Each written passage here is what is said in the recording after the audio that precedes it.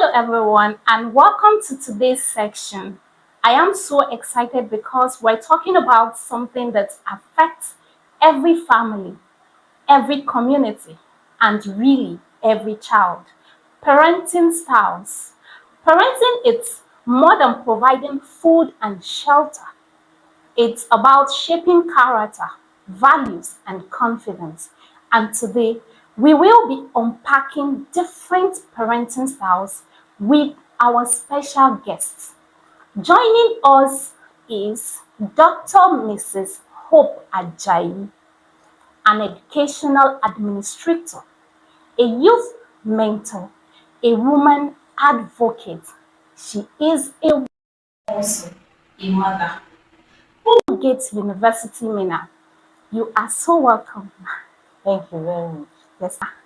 When we say parenting styles, what do we really mean? Thank you, Lydiela.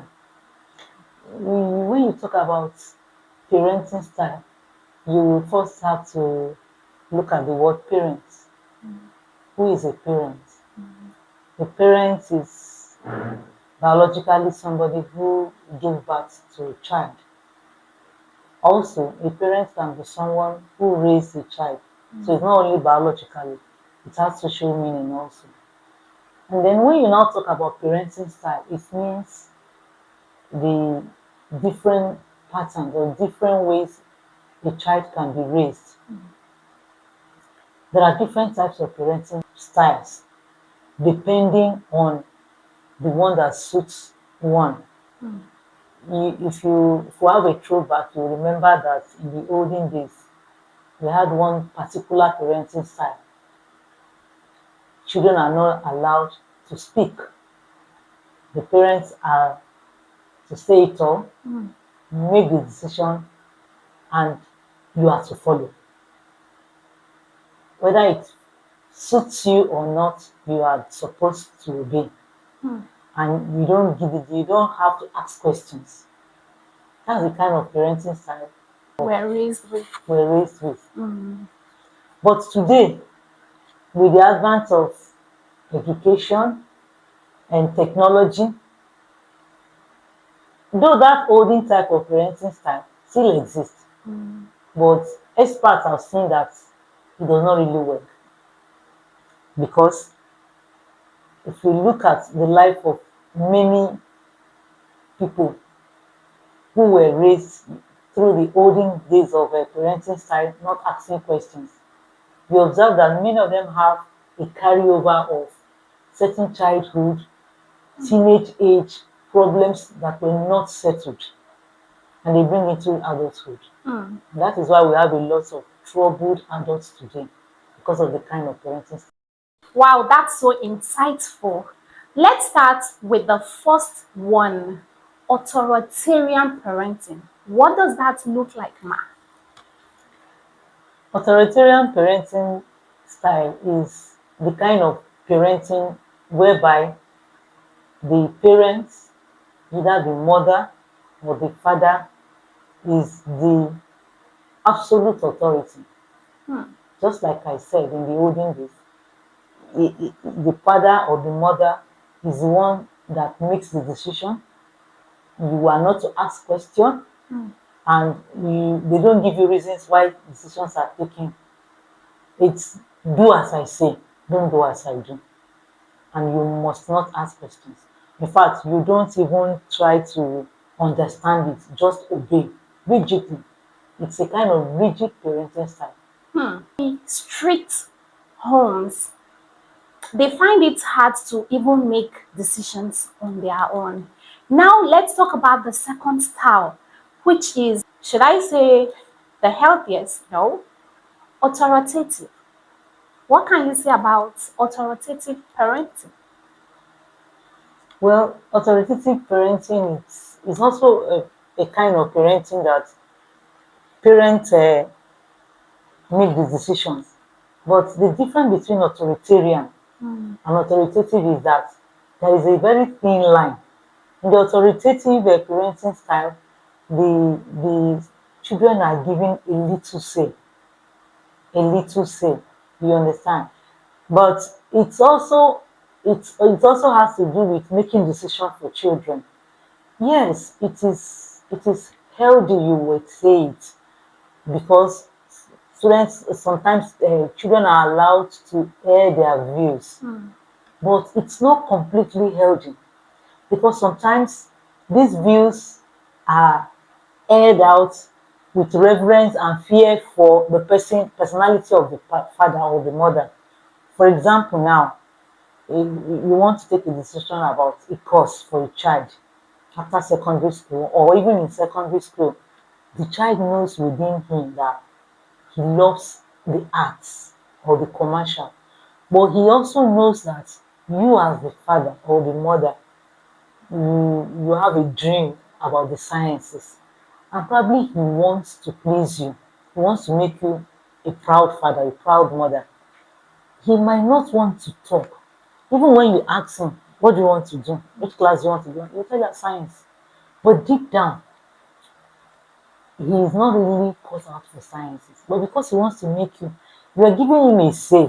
But he knows that that say is not a complete one because he wants to please you. It's not a total freedom. Though it's a kind of half-baked freedom. It's not a total one.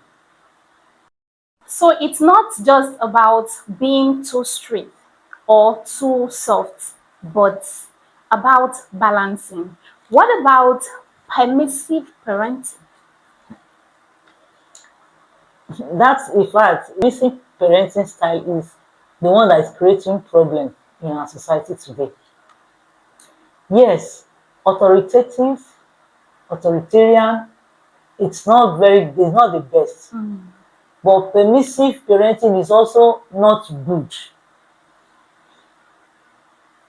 You want to give a child the freedom, you understand? And this permissive parenting style is common with the people I will call the nouveau rich or the nouveau elite. The generation of parents who suffered when they were growing up, had it hot, grew under authoritarian parents, and now nothing must happen to my child. My child must not pass through what I passed through. Yes, in as much as we don't want our children to suffer the way we suffered, have a long journey in attaining success, just like we did, but we could still draw a line. We could still add value to the life we want to give them. Because if you permit a child, he can do anything he likes. A time will come, even you that gave the permission, it will trample upon your rights and tell you after all, it's my right. And that is why in developed countries today, we have a lot of juvenile delinquency, decadence, and the rest of them because there is a total breakdown. Children are allowed to grow by themselves. No guidance. They are permitted to do what they like. They are permitted to behave the way they want to behave. They are even permitted to take some vital decisions that need parental guidance. If children can take care of themselves, why give the parents? There are even you look at our film industry, you see something they say it needs parental guidance. So if they should be permitted, why give that parental guidance? So permissive parenting is not the best. The kind of parenting that we need in our society is a balanced one. The one that will not be too strict And not too soft. and not too soft. You be in the center. And then you must give reason for every act, every behavior, and every decision. A kind of dialogue. Your child must see reasons with your idea. You also must see reasons with his or her own decision and ideas also. Wow, Ma. So what you're saying right now that we should allow them air their views. Yes. You should allow Wow. them air their views.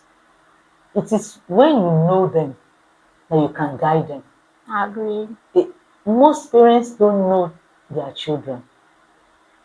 It's happening from primary to secondary. Oh, in tertiary institution, For those of us who have tertiary experience with young people, it's so disheartening that you have a child, a teenage child, growing into a young adult, and you don't even know him or her. There is this disconnect. You don't, and you think you know him or her. For the fact that he tells you, yes, mommy, yes, daddy, you don't even know the child.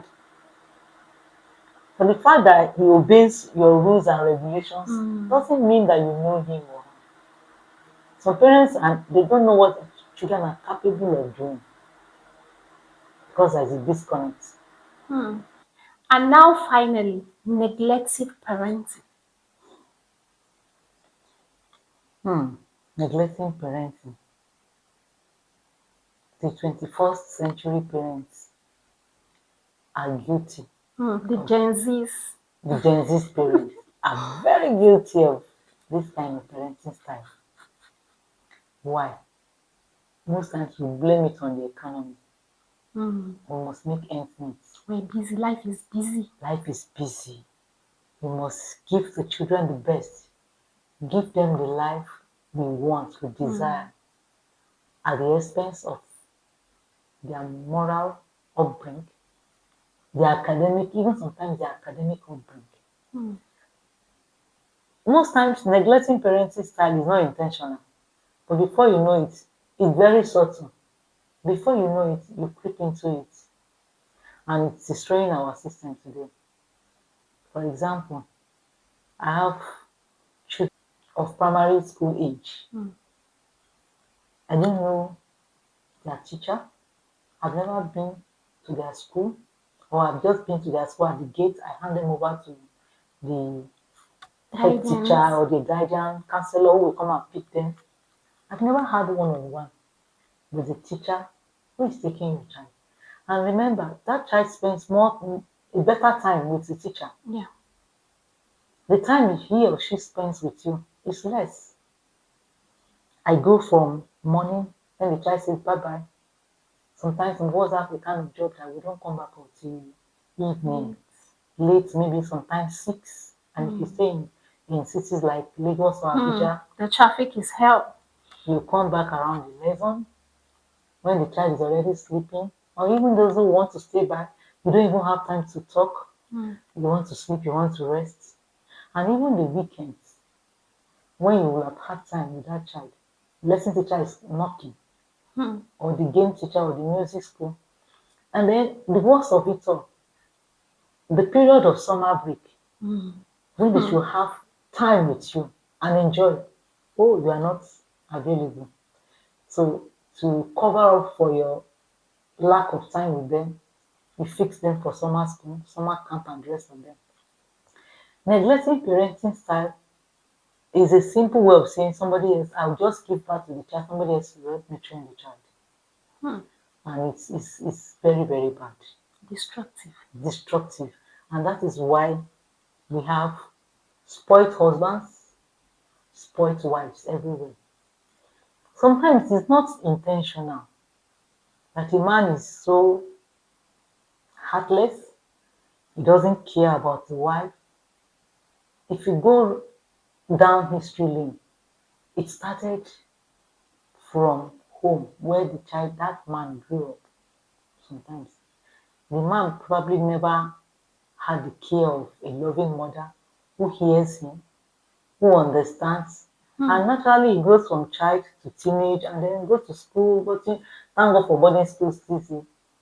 So we keep them in boarding school for the better part of the year. They just breeze in for a month or 3 weeks and go back. We don't have time. So neglecting parenting is not an option. It's a very bad one. And at times, it's so bad. A child who is supposed to know basic things about growing up does not even know it. Basic things about your culture does not know it. Basic things about your family. Most adults don't know the family background, where they came from. It's only the story they heard. They were told. I was told my grandfather is from here. You've never even been to your grandfather's compound. You don't even know the name that is he's called, certain things that you don't know anything about your grandmother. Or the family name. Thank you. You understand? I just know that I'm from, they say I'm from so and so place. You don't even, you don't, have you been there? No, I've not been there. It's part of neglecting parenting. We don't give roots for our children. I know a plant that does not have roots. Even if, no matter how beautiful the planting, when the weather gets tough, the plant will wither. But a plant that has roots, when the weather gets tough, it will dig tap in to get water. So neglecting parenting is not the best. And we are fast going into it in Africa because we are copying the developed world. It's developed world have a lot of good things, but everything they have is not the best for us because in context we are different. Not everything that they have that we must imbibe. We must not forget those good things that we also have in our own culture, and we must put it as part of the root for our children. Even if they go outside, they go abroad, the root remains. Anywhere they get to, that root you have branded in your guide them. This has been so enlightening. To wrap up, Ma, what advice would you give to parents listening? Thank you. Like I will always say, the best kind of parenting style we should adopt as 21st century parents. 21st century in the sense that we are not only raising Gen Z generation, we are also raising this far is beyond Gen Z now, it's Gen AI generation. The generation of children in primary, secondary now, they are AI generation, not even Gen Z again. So the best kind of parenting style we should adopt is such that we can balance between the generations together with our own generation. Balance it. Be the parents who will say, do as I do, not do as I say. You want your child to do something, be the first example, The role the model. role model. You should be able to tell your son that if you cannot marry a lady that is Like more me. than me, at least you should be like me, what I am to your father. You should be able to tell your daughter that, as a father, that if you bring a man to this house, if you cannot be above me, you should be at least what I am to your mother. If you cannot say it confidently, then you are failing. So it's be the first role model your child will know from the home. Be it a woman, you want your child to be well kept, you want your child to know home front keeping, show it. Don't let the house help do everything. Teach the girl, teach the boy, because they are future parents. You leave the boy, you cause problem for the wife in the future. I agree. You leave the girl, you cause problem for the husband in the future. It's a balanced one, and also have time for them. You could even set some kind of bait to know who they are, to know what they are capable of doing. They might not know that it's a bait you're setting to them. You just want to know. Teach them empathy. Teach them to honor those who don't have. You understand? Because most of us who are a bit wealthy parents, we teach our children high and mighty. Yes, class is good, but let them know that there are people that are also classless, and they are human beings also. And somebody who is classless today, tomorrow can be very classy. So balancing lifestyle in moderation in all that they do, academics, spiritual, material, And otherwise. and otherwise, and you get it all. Wow. Beautifully said. Thank you so much, Doctor, for sharing your wisdom. And to our listeners, remember the styles you choose today will shape the leaders of tomorrow. Let's build strong families and, in turn, stronger societies. Thank you so much again, Ma, for joining us. You're welcome. And until next time, bye bye.